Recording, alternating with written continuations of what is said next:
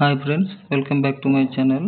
In this video, I am telling key answers of KSET exam first paper, which is held in November 2nd. See, this is a B2 version question paper. Let us start. The first question is, ಕೆಳಗಿನವುಗಳಲ್ಲಿ ಯಾವುದು ಬೌದ್ಧ ಶಿಕ್ಷಣದ ಲಕ್ಷಣವಲ್ಲ? Options: ಎಲ್ಲರಿಗೂ ಮುಕ್ತವಾದ ಶಿಕ್ಷಣ, ದೈಹಿಕ ದಂಡನೆ, ಸಾಂಸ್ಥಿಕ ಶಿಕ್ಷಣ, ಉಪಸಂಪದ ಸಮಾರಂಭ. Option 2 write to this question.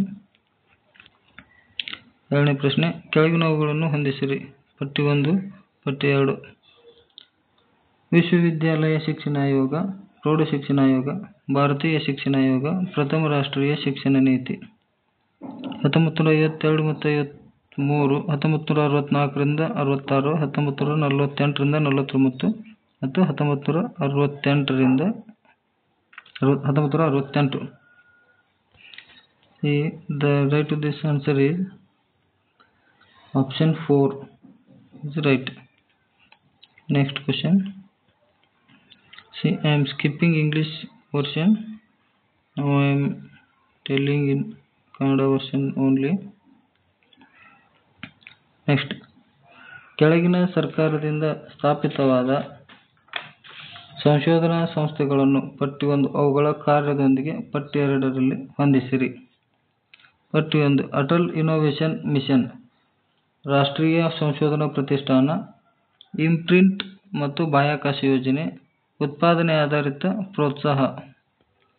ಪಟ್ಟಿ 2ರಲ್ಲಿ ಎಲೆಕ್ಟ್ರಾನಿಕ್ಸ್ ಮತ್ತು ಔಷಧಿಗಳ ಸಂಶೋಧನೆ ಮತ್ತು ಉತ್ಪಾದನೆಯನ್ನು ಪ್ರೋತ್ಸಾಹಿಸುವುದು, ಅನ್ವೇಷಣೆ ಮತ್ತು ಉದ್ಯಮಶೀಲತೆಯ ಚೈತನ್ಯವನ್ನು ಪ್ರೋತ್ಸಾಹಿಸುವುದು, ಸಂಶೋಧನಾ ಮೂಲಭೂತ ಸೌಕರ್ಯಗಳನ್ನು ಬಲಪಡಿಸುವುದು ಮತ್ತು ಸಹಭಾಗಿತ್ವದ ಪ್ರಯತ್ನಗಳನ್ನು ಪ್ರೋತ್ಸಾಹಿಸುವುದು, ರಾಷ್ಟ್ರೀಯ ಸವಾಲುಗಳಿಗೆ ಪರಿಹಾರ ನೀಡುವ ಸಂಶೋಧನೆ ಮತ್ತು ಭಾರತೀಯ ಹಾಗೂ ಜಾಗತಿಕ ಸಂಸ್ಥೆಗಳ ನಡುವೆ ಸಹಭಾಗಿತ್ವದ ಸಂಶೋಧನೆಯನ್ನು ಉತ್ತೇಜಿಸುವುದು.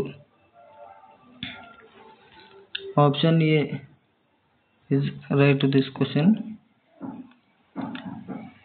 ನೆಕ್ಸ್ಟ್, ಗುಣಮಟ್ಟದ ಮಾನದಂಡಗಳನ್ನು ಖಾತ್ರಿಪಡಿಸಲು ತಾಂತ್ರಿಕ ಕಾರ್ಯಕ್ರಮಗಳನ್ನು ಮೌಲ್ಯೀಕರಿಸುವ ಮತ್ತು ಮಾನ್ಯತೆ ನೀಡುವ ಜವಾಬ್ದಾರಿಯನ್ನು ಹೊಂದಿರುವ ಮಂಡಳಿ ಯಾವುದು? Options: AICTE, NITS, NBA and UGC. Option 3 NBA means National Board of Accreditation is right. Next, ಮೌಲ್ಯಯುತ ಶಿಕ್ಷಣದ ಪ್ರಮುಖ ಅಂಶಗಳು. ಆಪ್ಷನ್ಸ್ ಆರ್: ಚಾರಿತ್ರ್ಯ ನಿರ್ಮಾಣ, ಮನೋಜನ್ಯ ಚೈತನ್ಯ, ಚಲನೆಯ ಅಭಿವೃದ್ಧಿ, ನೈತಿಕ ನಿರ್ಣಯ ತೆಗೆದುಕೊಳ್ಳುವಿಕೆ, ಜ್ಞಾನಾತ್ಮಕ ಅಭಿವೃದ್ಧಿ, ರಾಷ್ಟ್ರಪ್ರೇಮ ಮತ್ತು ಜಾಗತಿಕ ಪೌರತ್ವ. ಸರಿಯಾದ ಆನ್ಸರ್ ಆಪ್ಷನ್ ಎ, ಸಿ ಮತ್ತು ಇ. ಚಾರಿತ್ರ್ಯ ನಿರ್ಮಾಣ, ನೈತಿಕ ನಿರ್ಣಯ ತೆಗೆದುಕೊಳ್ಳುವಿಕೆ ಮತ್ತು ರಾಷ್ಟ್ರಪ್ರೇಮ ಮತ್ತು ಜಾಗತಿಕ ಪೌರತ್ವ. ನೆಕ್ಸ್ಟ್, ಕೆಳಗಿನವುಗಳನ್ನು ಹೊಂದಿಸಿ ಬರೆಯಿರಿ. ಪಟ್ಟಿ 1, ದೃಶ್ಯ ಕಲಿಕಾರ್ಥಿಗಳು, ಚಲನಾಕ್ರಮದಿಂದ ಕಲಿಕಾರ್ಥಿಗಳು, ಸಹಪಾಠಿ ಅಧ್ಯಾಪನ, ಒಳಗೊಳ್ಳುವಿಕೆ ಅಥವಾ ಅಂತರ್ಗತ ಶಿಕ್ಷಣ. ಪಟ್ಟಿ 2ರಲ್ಲಿ ಕೈಯಿಂದ ಮಾಡುವ ಚಟುವಟಿಕೆಗಳಿಗೆ ಆದ್ಯತೆ ನೀಡುವುದು, ರೇಖಾಚಿತ್ರಗಳು ಮತ್ತು ನಕಾಶೆಗಳಿಂದ ಪ್ರಯೋಜನ ಪಡೆಯುವುದು, ತರಗತಿಯಲ್ಲಿನ ವೈವಿಧ್ಯತೆಯನ್ನು ತಿಳಿಸುತ್ತದೆ, ವಿದ್ಯಾರ್ಥಿಗಳು ಪರಸ್ಪರರಿಂದ ಕಲಿಯುತ್ತಾರೆ. Options 4 is right. ದೃಶ್ಯ ಕಲಿಕಾರ್ಥಿಗಳು ರೇಖಾಚಿತ್ರಗಳು ಮತ್ತು ನಕಾಶೆಗಳಿಂದ ಪ್ರಯೋಜನ ಪಡೆಯುತ್ತಾರೆ, ಇದು ರೈಟ್. ಚಲನಾಕ್ರಮದಿಂದ ಅಥವಾ ಕೆನೆಥೆಟಿಕ್ ಕಲಿಕಾರ್ಥಿಗಳು B1 and ಸಹಪಾಠಿ ಅಧ್ಯಯನ C4 and ಒಳಗೊಳ್ಳುವಿಕೆ ಅಥವಾ ಅಂತರ್ಗತ ಶಿಕ್ಷಣ D3 is right. Next question.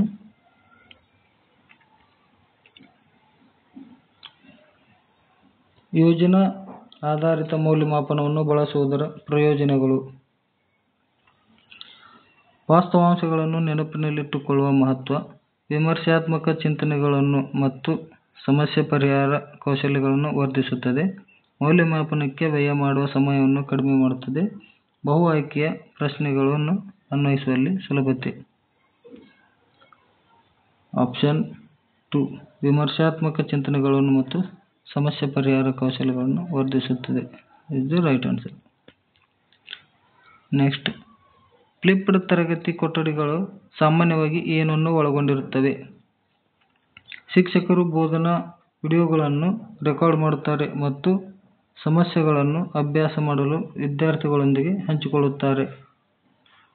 ತರಗತಿಯಲ್ಲಿ ನಿಯೋಜನೆಗಳನ್ನು ಪೂರ್ಣಗೊಳಿಸುವುದು ಮತ್ತು ಮನೆಯಲ್ಲಿ ವಿಡಿಯೋಗಳನ್ನು ನೋಡುವುದು. ಸಾಂಪ್ರದಾಯಿಕ ಉಪನ್ಯಾಸ ಆಧಾರಿತ ಬೋಧನೆ. ಯಾವುದೇ ತರಗತಿ ಚಟುವಟಿಕೆಗಳಿಲ್ಲದೆ ಆನ್ಲೈನ್ ಮೌಲ್ಯಮಾಪನ. ಸಿ. ಆಪ್ಷನ್ 2 ತರಗತಿಯಲ್ಲಿ ನಿಯೋಜನೆಗಳನ್ನು ಪೂರ್ಣಗೊಳಿಸುವುದು ಮತ್ತು ಮನೆಯಲ್ಲಿ ವಿಡಿಯೋ ನೋಡುವುದು ಇಸ್ ದಿ ರೈಟ್.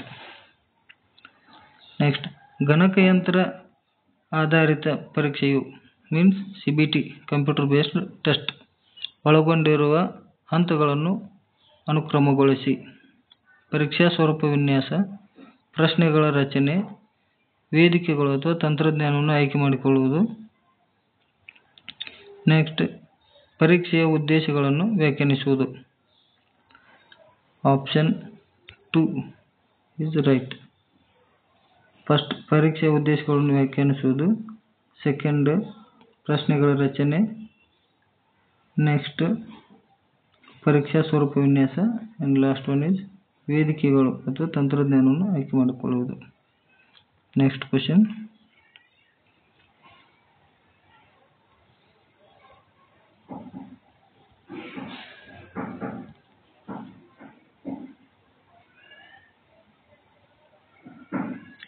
ಕೆಳಗಿನವುಗಳನ್ನು ಹೊಂದಿಸಿ ಬರೆಯಿರಿ. ಪಟ್ಟಿ 1 ಮತ್ತು ಪಟ್ಟಿ 2ರಲ್ಲಿ ಕ್ರೋಧ, ಸಂತೋಷ, ಭಯ, ಅಸೂಯೆ. ಪಟ್ಟಿ 2ರಲ್ಲಿ ಪರಚುವುದು, ಕಚ್ಚುವುದು, ಹಾಸಿಗೆಯಲ್ಲಿ ಮೂತ್ರ ವಿಸರ್ಜಿಸುವುದು, ತಿನ್ನಲು ನಿರಾಕರಿಸುವುದು, ಒದೆಯುವುದು, ಅಸಮಾಧಾನ, ಕಿರಿಕಿರಿ, ಭಯದ ಭಾವನೆ, ದುಃಖ. 3ನೇದು ಲವಲವಿಕೆ ಮತ್ತು ಸೃಜನಶೀಲತೆ, ಕುತೂಹಲ ಮತ್ತು ತೊಡಗಿಸಿಕೊಳ್ಳುವಿಕೆ, ಮುಗುಳ್ನಗೆ ಮತ್ತು ನಗು. 4 ನಡುಗುವುದು, ಅಳುವುದು, ಓಡಿ ಹೋಗುವುದು, ಉಸಿರುಗಟ್ಟುವುದು ಮತ್ತು ಹಿಂದೆ ಸರಿಯುವುದು. Option 3 is right to this question. ಕ್ರೋಧ ಇದಕ್ಕೆ 2 ರೈಟ್ ಆನ್ಸರ್. ಸಂತೋಷ ಆಪ್ಷನ್ 3 is right. ಅಸೂಯೆ ಆಪ್ಷನ್ 4 and ಭಯ is the option 4 and ಅಸೂಯೆ is option 1. Next question. ಸಕಾರಾತ್ಮಕವಾದಿ ದೃಷ್ಟಿಕೋನದ ಪ್ರಮುಖ ಲಕ್ಷಣ ಯಾವುದು? ಗುಣಾತ್ಮಕ ಸಂಶೋಧನಾ ವಿಧಾನಗಳ ಮೇಲೆ ಅವಲಂಬನೆ, ವ್ಯಕ್ತಿನಿಷ್ಠ ವ್ಯಾಖ್ಯಾನಗಳು ಮತ್ತು ವೈಯಕ್ತಿಕ ಅನುಭವಗಳ ಮೇಲೆ ಒತ್ತು, ಅಸ್ತಿತ್ವದಲ್ಲಿರುವ ಉದ್ದೇಶಗಳು, ಮಾಪನ ಮಾಡಬಹುದಾದ ವಸ್ತುಸ್ಥಿತಿಗಳು ಮತ್ತು ಕಾನೂನುಗಳನ್ನು ನಿರ್ವಹಿಸುವ ವಿದ್ಯಮಾನಗಳಲ್ಲಿ ನಂಬಿಕೆ, ಸಾಂಸ್ಕೃತಿಕ ಸಾಪೇಕ್ಷತಾವಾದದ ಪ್ರಾಮುಖ್ಯತೆಯನ್ನು ಗುರುತಿಸುವುದು. ಆಪ್ಷನ್ 3 ಅಸ್ತಿತ್ವದಲ್ಲಿರುವ ಉದ್ದೇಶಗಳು, ಮಾಪನ ಮಾಡಬಹುದಾದ ವಸ್ತುಸ್ಥಿತಿಗಳು ಮತ್ತು ಕಾನೂನುಗಳನ್ನು ನಿರ್ವಹಿಸುವ ವಿದ್ಯಮಾನಗಳಲ್ಲಿ ನಂಬಿಕೆ. This is the right answer. Next,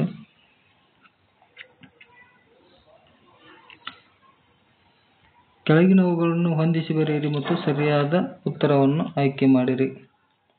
ಪಟ್ಟಿ 1 ವ್ಯವಸ್ಥಿತ ಮಾದರಿ, ಯಾದೃಚ್ಛಿಕ ಮಾದರಿ, ಶ್ರೇಣೀಕೃತ ಮಾದರಿ, ಕ್ಲಸ್ಟರ್ ಮಾದರಿ. ಪಟ್ಟಿ 2 ಸಮೂಹದ ಪ್ರತಿಯೊಂದು ಗುಂಪಿನಿಂದ ಮಾದರಿಯನ್ನು ಆಯ್ಕೆ ಮಾಡಲಾಗುತ್ತದೆ.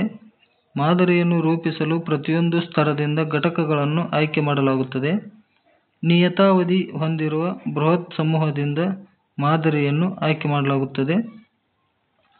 ಸಮೂಹದ ಪ್ರತಿಯೊಂದು ಘಟಕಕ್ಕೆ ಆಯ್ಕೆ ಹೊಂದಲು ಸಮಾನ ಅವಕಾಶವನ್ನು ನೀಡಲಾಗುತ್ತದೆ. The right answer to this question is option 3. A is 3 and B to option 4, C 2 and D 1 is right. Next question. ಮಾದರಿಯನ್ನು ಆಯ್ಕೆ ಮಾಡುವಲ್ಲಿ ಸರಿಯಾದ ಅನುಕ್ರಮವನ್ನು ಈ ಕೆಳಗಿನವುಗಳಲ್ಲಿ ಯಾವುದು ಪ್ರತಿನಿಧಿಸುತ್ತದೆ? ಆಪ್ಷನ್ಸ್: ಯಥೋಚಿತ ಮಾದರಿಯನ್ನು ಪಡೆಯುವುದು, ಸಮೂಹವನ್ನು ಪಟ್ಟಿ ಮಾಡುವುದು, ಸಮೂಹವನ್ನು ವ್ಯಾಖ್ಯಾನಿಸುವುದು, ಪ್ರಾತಿನಿಧಿಕ ಮಾದರಿಯನ್ನು ಆಯ್ಕೆ ಮಾಡುವುದು. The right answer to this question is option A. Next, ಸಮಾಜ ವಿಜ್ಞಾನ ಮತ್ತು ಶಿಕ್ಷಣ ಕ್ಷೇತ್ರಗಳಲ್ಲಿ ಈ ಕೆಳಗಿನ ಯಾವ ಸ್ವರೂಪನ ಶೈಲಿಯನ್ನು ಸಾಮಾನ್ಯವಾಗಿ ಬಳಸಲಾಗುತ್ತದೆ? Options: modern language association, Chicago or Turabian, American Psychological Association, Institute of Electric and Electronic Engineers. C, American Psychological Association is right. Thank you for this watching video. I will continue next questions in next video. Thank you.